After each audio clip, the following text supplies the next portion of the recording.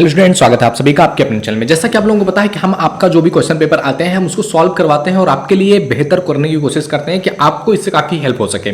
तो आज हम आपके लिए लेकर के आए हैं बीए सेकंड ईयर के पेपर 2 का, आपके एजुकेशन के पेपर 2 का सॉल्व्ड क्वेश्चन आंसर लेकर के आए हैं, जो कि आपके लिए काफी हेल्पफुल होने वाला है, जिससे कि आपकी काफी हेल्प होगी आपके एग्जामिनेशन में। तो आइए देखते हैं ये क्वेश्चन पेपर कैसा है। इससे पहले अगर आपने अभी तक चैनल को सब्सक्राइब नहीं किया है तो प्लीज चैनल को सब्सक्राइब करके बेल आइकन हिट कर लो, जिससे कि आपको आने वाली वीडियोस का नोटिफिकेशन मिलता रहे। ओके मेरे दोस्त, तो चलिए स्टार्ट करते हैं, ज्यादा टाइम ना वेस्ट करते हुए। आपके सामने ये पेपर रहा, ये पेपर है आपके बीए पार्ट 2 एग्जामिनेशन 2022 के एजुकेशन का सेकंड पेपर, जिसका नाम है आपका educational thoughts and practices. Educational thoughts and practices पर आपका ये पेपर है एंड ये आपका जो पेपर है ये 3 आवर्स का है, 3 घंटे का पेपर है, लिखित पेपर है आपका, और मैक्सिमम मार्क्स हैं इसके लिए आपका 100 मार्क्स। तो देखो, जब भी क्वेश्चन पेपर आप सॉल्व करते हो मैं हमेशा आपसे ये कहता हूं कि आपको नोट ध्यान रखना है कि इसमें कह क्या रहा है। तो इसमें देखो, क्योंकि इससे काफी हेल्प मिलता है आपको कि अगर आपको एक क्वेश्चन पेपर आपने देखा और उसमें आपने देखा कि कौन से क्वेश्चन आपको करना है कौन सा नहीं करना है, क्योंकि अदरवाइज क्या होता है, क्योंकि बहुत सारे ऑप्शंस होते हैं और अगर आप सबको करने में चले गए तो आपके जो करने हैं वो क्वेश्चन आपसे छूट जाएंगे। तो इसलिए ये काफी इंपॉर्टेंट होता है। तो सबसे पहले पढ़ना है, नोट कह रहा है आपसे आंसर 5 क्वेश्चन इन ऑल, यानी कि टोटल 5 क्वेश्चन के आंसर आपको देने हैं। सेकंड कह रहा है आपसे question number 1 is compulsory. Third कह रहा है आपसे answer 2 questions from section A and section B. A और बी से आपको 2-2 क्वेश्चन के आंसर देने हैं and all questions carry equal marks, यानी कि सभी क्वेश्चन के लिए इक्वल मार्क्स मिलते हैं, यानी कि 20-20 मार्क्स आपके मिलने वाले हैं पांचों क्वेश्चन के लिए। इस तरीके से आपका 100 मार्क्स पूरा कंप्लीट होता है। ओके, तो अब यहां से स्टार्ट हो रहा है। क्वेश्चन नंबर 1 इज कंपलसरी, तो इसको देखते हैं। क्वेश्चन नंबर 1 यहां आपके सामने दिख रहा है एंड ये कह रहा है आपसे answer each of the following in about 200 words. प्रत्येक प्रश्न का लगभग 200 शब्दों में आपको उत्तर देना है। 4 into 5 यानी कि 5 क्वेश्चन है, 4-4 नंबर करके 20 नंबर आपका पहले क्वेश्चन से मिलने वाला है। अब इसमें आप देख सकते हैं आपका पहला क्वेश्चन आपके सामने दिख रहा है, craft education of Gandhi ji.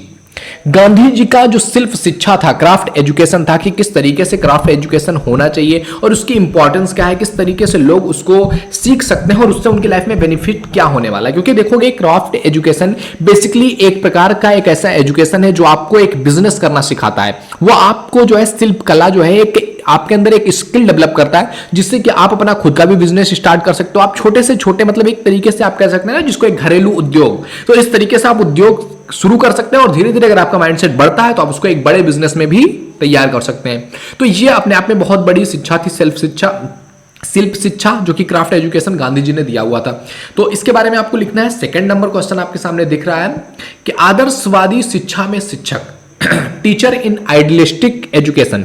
देखो, किसी भी एजुकेशन में अगर एजुकेशन आपको दिया जा रहा है उसमें आपका जो टीचर है उसकी काफी महत्वपूर्ण भूमिका होती है, क्योंकि टीचर एक ऐसा पर्सनालिटी होता है ना। अगर एक बच्चे को आप बात करोगे, एक बच्चा जो अभी स्कूल में जाना सीख रहा है, अभी स्कूल में जा रहा है, वो LKG में है, वो UKG में है, वो क्या करता है, वो बच्चा जो है टीचर क्या बोलता है या टीचर मतलब क्या पढ़ाता है उससे ज्यादा इंपॉर्टेंट है टीचर मतलब क्या कह रहा है, मतलब टीचर की प्रेजेंस ही इंपॉर्टेंट है। जैसे कि टीचर ने उसको पढ़ाते हुए सिखा दिया A फॉर एप्पल, तो अब बच्चे को आप आकर के घर पे बताओगे ए फॉर एरोप्लेन होता है, वो कहेगा अरे आप तो गलत बता रहे हो, आपको तो पता ही नहीं है, हमारे टीचर ने बताया हुआ है, हमारे मिस ने बताया हुआ है ए फॉर एप्पल होता है। तो आदर्शवादी शिक्षा में शिक्षक का काफी महत्वपूर्ण रोल है। एक शिक्षक जिस तरीके से अपना लाइफ स्टाइल जी रहा होता है, जैसा प्रेजेंट कर रहा होता है बच्चे के सामने, बच्चे के माइंड में उसका एक आइडियल फिगर आ जाता है। अगर एक टीचर जो है एक आइडियल तरीके से पढ़ा रहा है तो बच्चा भी उसको आइडियल ही समझेगा और लाइफ टाइम वो चीजें हो सकती हैं। इसके बाद C नंबर का क्वेश्चन आप देख सकते हैं, ये कह रहा है आपसे कि डिसिप्लिन एंड नेचुरलिस्टिक एजुकेशन, प्रकृतिवादी शिक्षा में अनुशासन का क्या महत्वपूर्ण रोल है। देखो, प्रकृतिवादी शिक्षा जो होती है वो शिक्षा एक ऐसी एजुकेशन है जिसको आप कह सकते हो सेल्फ एजुकेशन की तरह है, कि आप खुद से जा रहे हो अगर प्रकृति से सीखने, प्रकृति से आप कुछ जानना चाहते हो, सीखना चाहते हो, तो वो आपकी अपनी इच्छा है, आप अपनी इच्छा से जा रहे हो। तो उस इच्छा में, क्योंकि वो चीज कोई आपसे करवा नहीं रहा है, आप स्कूल में तो चले नहीं गए हो कि टीचर आपको डंडे मार करके या किसी भी तरीके से वो आपको प्रेशर करके वो चीज सिखाने की कोशिश कर रहा है।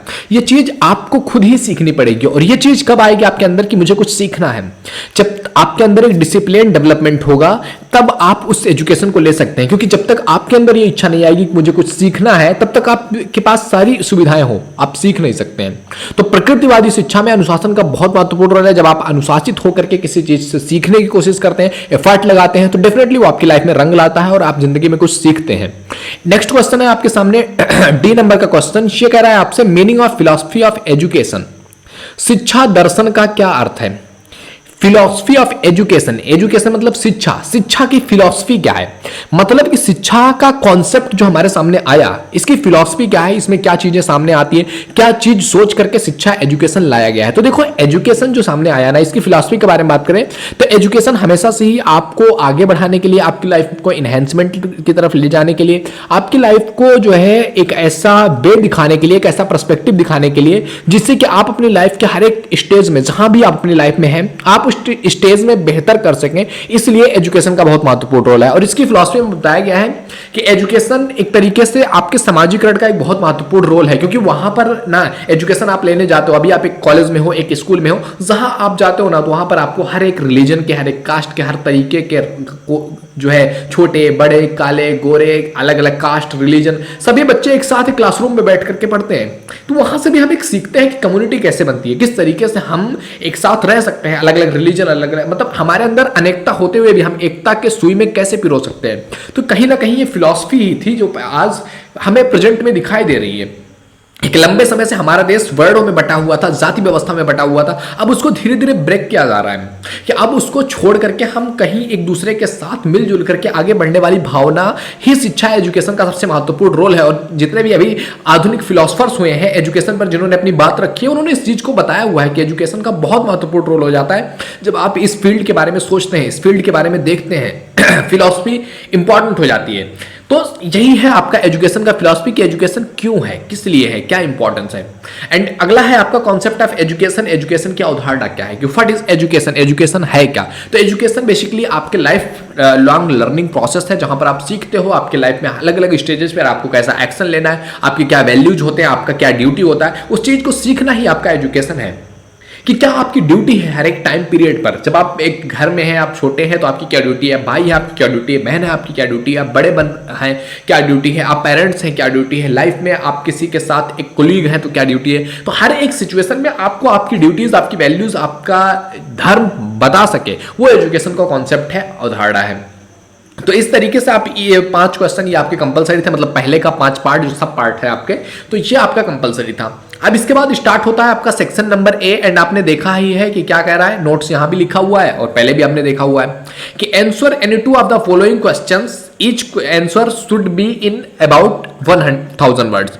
यानी कि आपसे क्या कह रहा है कि आपको 2 क्वेश्चन का उत्तर देना है और एक क्वेश्चन आपका 1000 वर्ड में होना चाहिए, यानी कि 2000 वर्ड में आपको इस क्वेश्चन का क्या करना है, आंसर देना है। तो इसमें आप देख सकते हैं क्वेश्चन आपसे बेसिकली क्या पूछा हुआ है। सेकंड नंबर क्वेश्चन देखिए, कह रहा है आपसे throw light on the basic characteristics of naturalism, यानी कि प्रकृतिवाद की मूलभूत विशेषता पर प्रकाश डालो कि प्रकृतिवाद जो है ना, इसकी मूलभूत विशेषता क्या है। 20 मार्क्स के आपके क्वेश्चन है।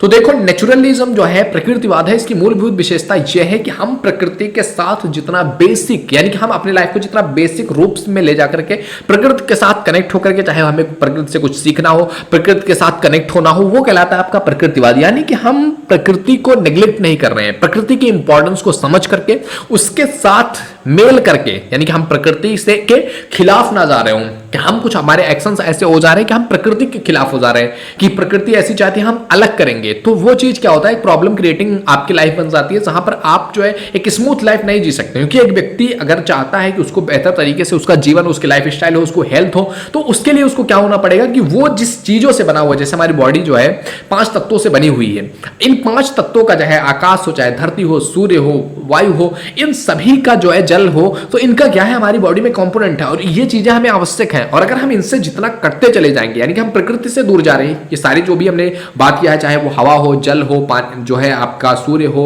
धरती हो, आकाश हो, ये सारे आपके प्रकृति के ही तो कंपोनेंट हैं। अब जितना ज्यादा आप प्रकृति से दूर होते जाएंगे, इनसे दूर होते जाएंगे, आपकी बॉडी जो है, आपकी लाइफ अनईज होती चली जाएगी। तो प्रकृतिवाद की मूल विशेषता या मूल अवधारणा यही है कि हम प्रकृति के साथ कनेक्टेड रहें और उस हिसाब से अपना जीवन जीते चले जाएं। तो यह है आपकी प्रकृतिवाद की मूल धारणा। तीसरा क्वेश्चन देख लेते हैं। यह कह रहा है आपसे discuss the educational philosophy of Rabindranath Tagore. Rabindranath Tagore का शिक्षा दर्शन की विवेचना कीजिए। रविंद्रनाथ टैगोर ने शिक्षा पर अपने कई सारे विचार रखे हुए हैं, तो इनका जो शिक्षा दर्शन है, शिक्षा पर इन्होंने अपनी एक फिलॉसफी लिखी हुई है कि what is the education, what is the importance of education. तो उस चीज के बारे में आपको समझना है कि रविंद्रनाथ टैगोर ने इस पर अपना क्या पॉइंट ऑफ व्यू दिया हुआ है। 2 क्वेश्चन ये है एंड 2 क्वेश्चन आपके सामने ये है। ये कह रहा है 4th नंबर का question, what is the basic education as advocated by Mahatma Gandhi, evaluate it. कह रहा है आपसे कि गांधी जी द्वारा प्रतिपादित जो है बेसिक शिक्षा योजना क्या है, इसका मूल्यांकन करो कि बेसिक शिक्षा योजना क्या है। तो देखो बेसिक शिक्षा योजना के बारे में बात किया जाए जो कि गांधी जी ने प्रतिपादित किया हुआ था। गांधी जी कहते हैं कि यह आपके सर्वांगीण विकास करता है, यानी कि शिक्षा आपके लाइफ का सर्वांगीण विकास करता है, यानी कि आपके लाइफ में हर एक एस्पेक्ट, चाहे वो आपका फिजिकल हो, इमोशनल हो, साइकोलॉजिकल हो, आपकी इंटेलिजेंस हो, यह हर एस्पेक्ट को विकसित करता है। और जब तक एजुकेशन आपकी लाइफ के हर एक एस्पेक्ट को विकसित ना कर रहा हो, हर एस्पेक्ट में ग्रोथ ना दिला रहा हो, तब तक वो एजुकेशन नहीं है। अगला क्वेश्चन है 5th नंबर क्वेश्चन, कह रहा है आपसे analysis the educational thoughts of Rousseau. Rousseau के विषय जो है शिक्षा विषयक विचारों की विवेचना कीजिए कि रूसो एजुकेशन पर क्या सोचते हैं, क्या अपना विचार रखते हैं। तो इस तरीके से आप देख सकते हैं 5th, 4th, 3rd, 2nd 4 question आपको दिख रहा है। इन 4 में से आपको करना कितना है, 2 क्वेश्चन आपको आंसर देना है। 1000 वर्ड्स में आपको 2 क्वेश्चन का आंसर देना है।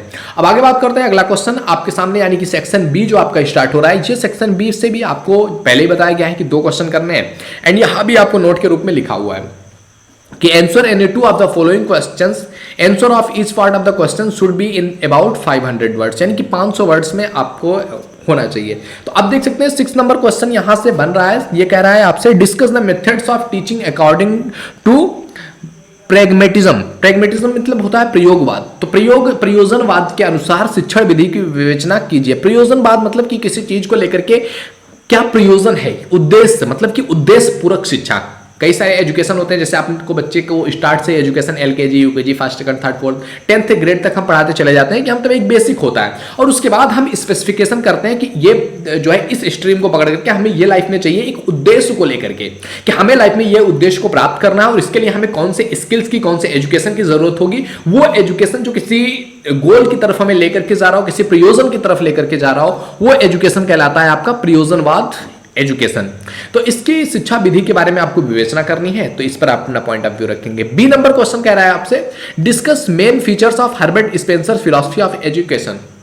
हर्बर्ट स्पेंसर के एजुकेशन की फिलॉसफी क्या है, उस पर आपको बात करना है कि हर्बर्ट जो स्पेंसर है उन्होंने एजुकेशन पर क्या बात कहा हुआ है, किस तरीके से उन्होंने एजुकेशन को प्रोत्साहित किया हुआ है। तो बी क्वेश्चन आपका यह है। आगे बात करते हैं 7th नंबर क्वेश्चन। 7 का एक कह रहा है आपसे रूसो की निषेधात्मक शिक्षा की विवेचना कीजिए, यानी कि रूसो ने जो निषेधात्मक शिक्षा के बारे में बात किया कि ये चीज आपको नहीं पढ़नी है या इस चीज की तरफ आपको नहीं जाना है, ये स्किल्स आपको डेवलप नहीं करनी। मतलब निषेधात्मक मतलब क्या होता है, नकारात्मक, कि ये चीज नहीं करनी है तब आपकी लाइफ बेहतर होगी। तो उन्होंने उस शिक्षा की तरफ बात किया हुआ है कि यह चीज आपको नहीं करनी है, यानी कि उन्होंने नो के बारे में बताया हुआ है कि यह चीज नहीं आपकी लाइफ में होनी चाहिए। अगर ये नहीं होगा तो डेफिनेटली आपकी लाइफ में अच्छा होगा, यानी कि अगर आपकी लाइफ में दुख नहीं है तो सुखी तो होगा। तो इस तरीके से उन्होंने निषेधात्मक शिक्षा के बारे में बात किया हुआ है। बी क्वेश्चन है आपसे explain the fundamental principles of realism. यथार्थवाद के प्रमुख सिद्धांतों के बारे में विवेचना करो कि यथार्थवाद का प्रमुख सिद्धांत क्या है। तो देखो यथार्थवाद होता है आपका प्रैक्टिलिज्म। प्रैक्टिलिज्म मतलब क्या होता है, रियलिज्म प्रैक्टिलिज्म आप कह लीजिए कि यानी कि जो आपकी लाइफ में रियल टाइम में हो रहा हो, जैसा हो रहा हो, उसको कहते हैं प्रैक्टिलिज्म या प्रयोजन मतलब यथार्थवाद। और जैसा होना चाहिए वो आपका एक आइडियलिज्म हो जाता है कि आदर्शवाद। तो यथार्थवाद का प्रमुख सिद्धांत यही है कि जो हो रहा है, जैसा है एज इट इज, उसको बता देना ही यथार्थवाद कहलाता है। इसके बाद बात करते हैं 8 नंबर क्वेश्चन। ये कह रहा है आपसे clarify the educational thought of Swami Vivekananda. Swami Vivekananda के शैक्षिक विचारों के बारे में स्पष्ट करो कि स्वामी विवेकानंद का शिक्षा पर क्या विचार था।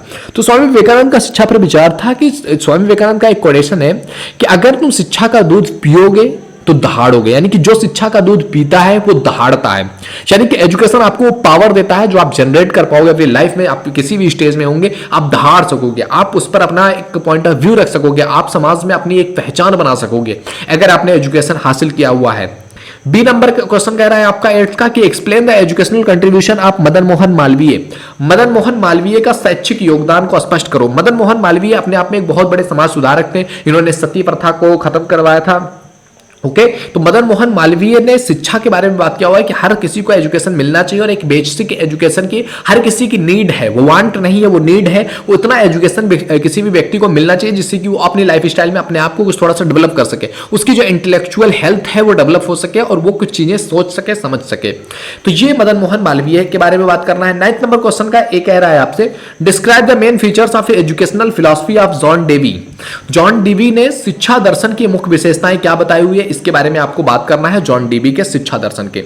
तो जॉन डीवी ने एजुकेशन पर अपना फिलॉसफी रखा है, उसके बारे में अगर आपको जानना है आप मेरे चैनल पे विजिट करके देख सकते हैं। सेकेंडरी के एजुकेशन में इस चीज के बारे में मैंने अच्छे तरीके से एक्सप्लेन किया हुआ है। अगला है आपका describe the educational thought of Plato, Plato के शैक्षिक विचारों के बारे में विवेचना कीजिए। तो इस तरीके से आप देख सकते हैं 7, 8, 9 एंड 6 यानी कि 4 क्वेश्चन आपको दिख रहे हैं। इन चारों में से क्या करना है, आपको किन्हीं 2 क्वेश्चन के साथ ही जाना है। तो इनमें से किन्हीं 2 क्वेश्चन का आपको आंसर देना है। जो भी आपको लग रहा है कि हाँ ये क्वेश्चन मेरे लिए इजी होगा या मैं इस पर अच्छा मेरा कमांड है, तो आप उसके साथ जा सकते हैं। ओके मेरे दोस्त, तो आई होप ये वीडियो तुम्हें पसंद आया होगा। वीडियो पसंद आए तो लाइक जरूर कीजिए। पहली बार चैनल पे आए please visit the channel. If you think it is valuable तो आप सब्सक्राइब कर सकते हैं। ओके मेरे दोस्त, तो मिलते हैं आपसे अगले वीडियो में। तब तक के लिए जय हिंद, जय Bharat, thank you, bye bye.